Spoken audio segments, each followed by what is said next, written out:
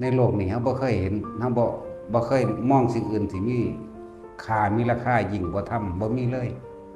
มีธรรมอันเดียวเลยล้วนๆเลย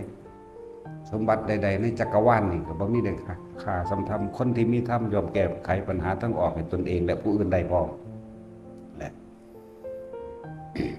ถึงสิมีเรื่องอื่นเล่ห์กลมนต์ม่านยาหยังก็แล้วแต่ล้วนแล้วก็เพื่อประคอง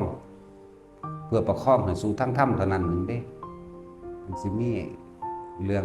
คือจังด่ามั่งสิตัวมั่งอิหยังแล้วแต่มีแต่การประคองให้คนเข้าสู่ทางธรรม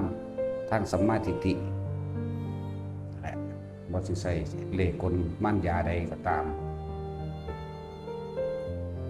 แต่ธรรมคนที่มีธรรมอยู่ภายในอยู่แล้วจะมีย่อมมีทางออกแก้ปัญหาให้ตนเองก็ได้ผู้อื่นก็ได้สั่นแหละถือว่าบ่ได้มีหยังมีค่าแต่ว่าคนทางโลกนั่นน่ะมีแต่ความคือเห็นทรัพย์สมบัติทั้งหลายมีค่ายิ่งกว่าปัญญาโดยธรรมเด้มันได้กระสร้าง